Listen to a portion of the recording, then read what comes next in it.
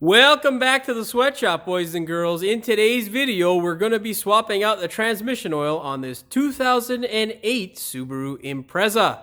Now, boys and girls, let me tell you, this is definitely a job that you can do in the driveway. It is not something that is very hard. All you're going to need to do is make sure you have a level surface for you to perform the service on your vehicle and enough fluid. That is key. Now, for those of you who are wondering where my filter is, this transmission in particular does not require a filter. So, I didn't know that until today. What's that saying, boys and girls? You learn something new every day. Now, the dealership will tell you that you require 3.5 to 4 liters of fluid. I generally recommend having at least 5 liters on hand because the amount of fluid that is needed is greatly affected by two things: the amount of condensation that develops in your transmission and the amount of time you allow your fluid to drain out of the vehicle. So it is always better to have more fluid than less fluid, because unless you pee transmission fluid, things are going to suck. If you are going to do this in the driveway, boys and girls, make sure you employ the use of jack stands. You don't want to be a pancake underneath your vehicle. That being said, boys and girls, do me a big favor and hit that subscribe button and the notification bell so you never miss one of my new videos.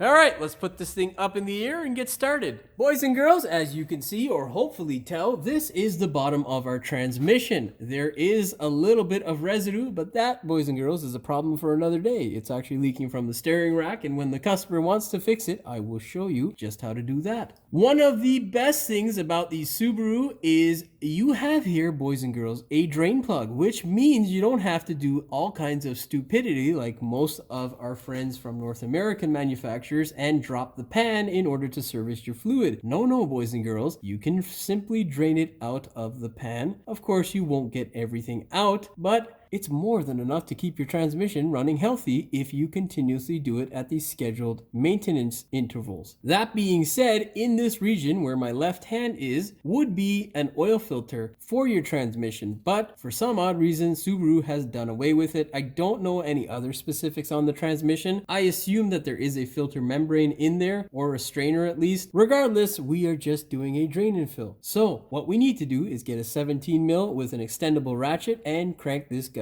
off. Now, boys and girls, what I usually do before I drain out my fluid is I go through my scrap bucket pile and I pick up one of these that has a sight glass on the side where I can see how many liters has come out of my transmission, and I'll drain it into this. So you should do the same thing to make your life considerably easier. Today I forgot to do this, and I am coming to you from the future recording this portion of the video so that you don't make the same mistake. I just drained it into my drain bucket, which was stupid because now I actually have to use my brain. And currently, at this juncture in the day, it doesn't work very well. So this is me sending a note to myself. So yeah, boys and girls, don't make the same mistake that Jimmy did. Okay, now let's go ahead and well, I'm going to fill this thing up now, but you guys can drain it. Now, boys and girls, what you want to do is, of course, make sure you have a drain bucket on hand or a drain pan, because you don't want this shit all over your floor. Grab your 17 mil and crack the bolt loose.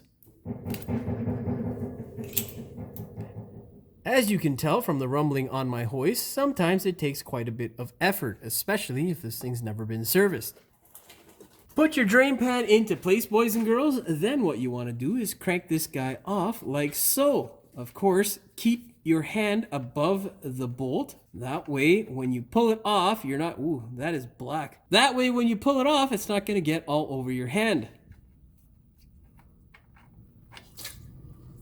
There we go.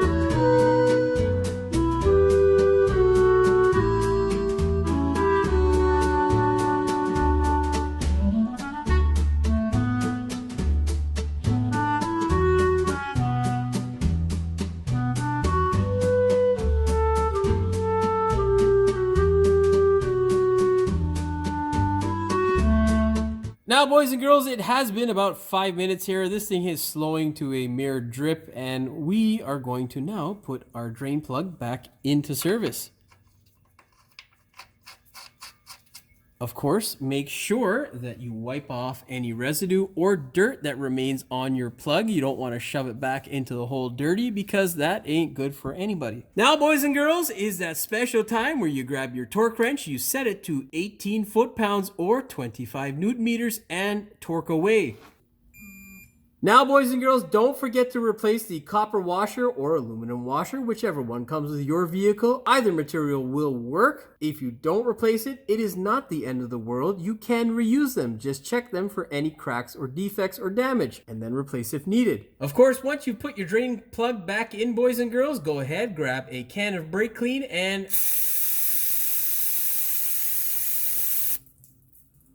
And if you're wondering why I didn't shake it, because it's brake clean, genius, you don't have to shake it, just goddamn spray it. You can shake it if you like, it's your choice. All right, boys and girls, I'll see you on the next side. Now, boys and girls, what you'll need to do is locate the yellow dipstick. Now, when I say yellow, of course, you'll be looking at this, but no. Subaru obviously has made this a little bit difficult for us by hiding the dipstick behind all these black tubes. Of course, that is exactly where your hand needs to go. So make sure you're wearing a glove because you don't want to get scratched by this guy here or any other thing that is seeking to draw blood from your skin. What you want to do is pull the dipstick out.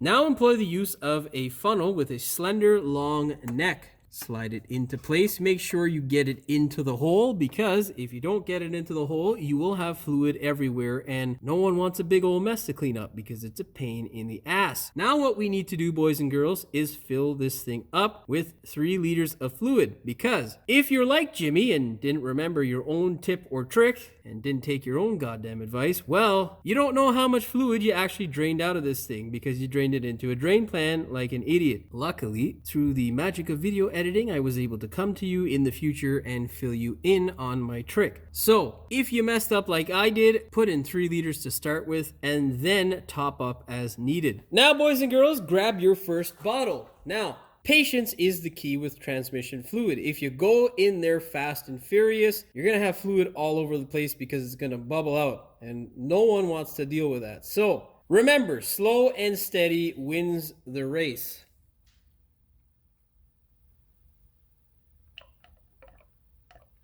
If you start hearing those bubbles, you need to go slower.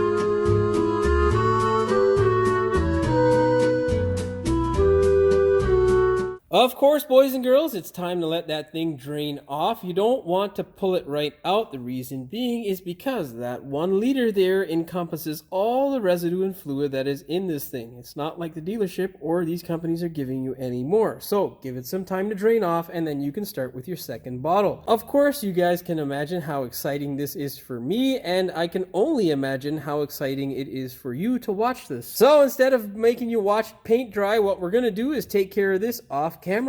I'll be back. With 3 bottles in here, boys and girls, what we need to do now is remove our funnel, start this thing up, let it come down to idle, and check the level, and of course, add as needed.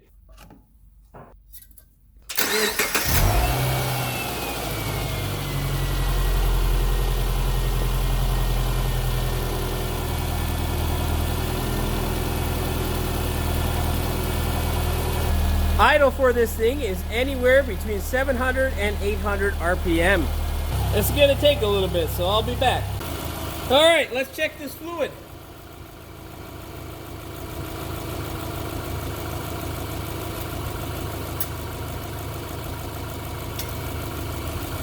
Now you can see there, boys and girls, we're right in between the two lower dots. So what we need to do to get an accurate reading is to put this thing into gear. Reverse, then neutral, then park. You're going to give yourself at least 5 seconds between shifts. That way you know that the fluid is being pumped through the transmission. Then we'll recheck and add as needed. Also keep in mind what the temperature of your fluid or vehicle is, because the hotter it gets, the higher that reading is going to be. Do that a few times to ensure that you have fluid going through the transmission. Now let's see what our transmission reading is.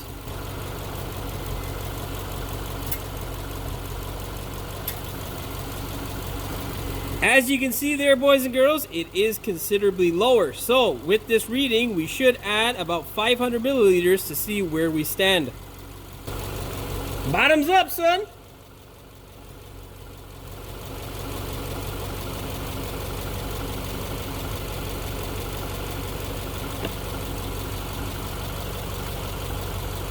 Now, of course, you got to give it a little bit of time before you check, because the fluid needs to work its way out of that fill tube and into the transmission. Now, in order to help that happen, what you're going to do is repeat the same process by shifting through the gears and allowing the fluid to go through the valve body.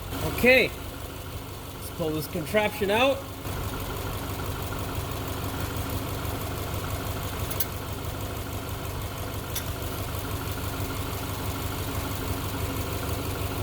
As you can see there, boys and girls, it is still high, so we're going to need to continue shifting through the gears.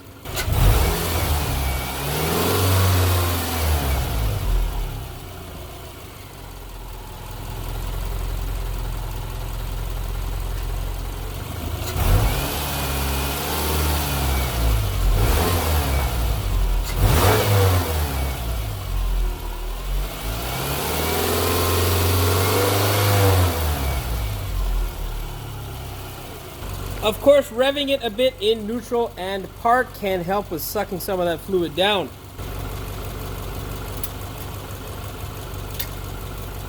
Well, boys and girls, there you can see we are at the lower dot there on our transmission dipstick, which is a good reading. You don't want it to be any higher than that because the fluid isn't very hot and it's just warm enough to where you don't want it at that lower dot. If it's between the two middle dots, you're okay. Just make sure you take it for a test drive and top up as needed. Drive it around, make sure you get it hot, and then check the fluid. Here's another tip, boys and girls. What you want to do is take any fluid that you have on your glove or wherever and just wipe it around this seal so that you don't have this thing get stuck in your transmission dipstick tube. That is also another common problem with the Subaru, which will drive you insane. I know what you're thinking, boys and girls. Is that really how easy it is? Yes, of course, you're not going to see everything on camera, and there is quite a bit of time involved with checking the fluid and test driving and all that sort of stuff. So make sure you test drive it properly. Ensure that you have the correct level after you heat the thing up, and you are good to go. That's all she wrote. If everything is shifting smoothly and you have the correct level, you have done a good job, friends. That's a thumbs up for you and me. Of course, I hope you found the video informative as well as entertaining. If you did, please like, share, and subscribe. Don't forget to hit the notification bell so you never miss one of my new videos. And as always, thanks for watching. We will see you in the next one. What do they say? What's that saying? You learn every day, right? Yeah, that sounds right. And the amount of fluid, oh wait, you do not also want to have your car fall on top of you and then you end up damaged, because that's just, it's not fun. And the newsreel will not be favorable. That's fucking, nah. That being said, boys and girls, do me a big favor. Make sure you hit that subscribe button so you never miss any, oh wait, that's not how that goes. Fuck. You know, you think after doing it so many times I would know my own shit? Yeah, you think. Oh boy. Take it easy. I'm fucking tired, man. My brain is lapsing. I'm like, you gotta fucking think about all this shit that you're gonna say and not fuck it up. Because if you put some junk on the internet, oh man. But my biggest problem is I forget halfway through like a fucking idiot, and then I start talking. And then I'm like, oh, because then I gotta find music to put over that shit, which is fucking stupid. Oh, that's blocking my fucking shot out. Don't forget to replace the gasket, boys and girls. And if you don't replace the... fuck! Now, don't forget to replace the gasket, boys and girls. And if you don't replace the gasket... Oh, wait, what did I just say? Don't replace the gasket? I don't know what the fuck I said. Of course, once you put your drain plug back in, get your favorite brake clean can and... Fuck. Don't do the same shit on the next job, son. That's why you're watching this video, so you don't fuck shit up like I do sometimes. Now, boys and girls, what you'll need to do is nice and easy, and you'll win the race here. You'll win the race here. That sounds fucking weird. Slow and steady wins the race. Instead of putting you through the process of watching paint dry, we will allow this to happen off camera. That sounds fucking retarded. That sounds good. We will allow this to happen off camera. We'll just do this off camera. Idle for this thing. This is gonna take a little bit, boys and girls, so I'll be back. Well, boys and girls, there you go. We are at that lower dot, and that's exactly where you want to be because this fluid has heated up. Fuck, whatever. Fuck, did I just say? Well, boys and girls, there you can see we are at... Is that really how simple it is? Yes. I mean, there is a lot of stuff you didn't see off camera, but generally, you're just doing a lot of time waiting for... Of course, I don't like that shit. This is fucking weird. I'm gonna cut that bitch out.